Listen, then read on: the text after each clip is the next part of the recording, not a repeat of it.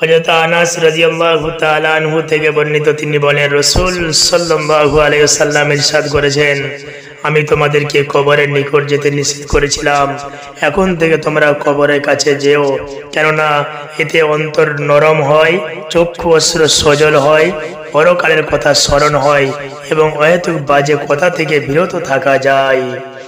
হযরত আম্মা জান আয়েশা সিদ্দিকা রাদিয়াল্লাহু তাআলা আনহা থেকে বর্ণিত, তিনি বলেন, রাসূল সাল্লাল্লাহু আলাইহি ওয়াসাল্লাম ইরশাদ করেছেন, যে ব্যক্তি রোজা থাকা অবস্থায় মারা যায়, আল্লাহ রাব্বুল আলামিন ওই ব্যক্তির আমলনামায় কিয়ামত পর্যন্ত রোজার সওয়াব দান করেন। সুবহানাল্লাহ।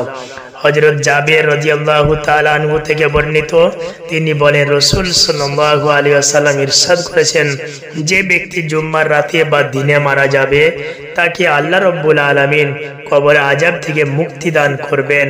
আর কিয়ামতের দিন যখন সে হাসরের ময়দানে উপস্থিত হবে, তখন তার শরীরে শহীদগণের মোহর অঙ্কিত থাকবে। সুবহানাল্লাহ।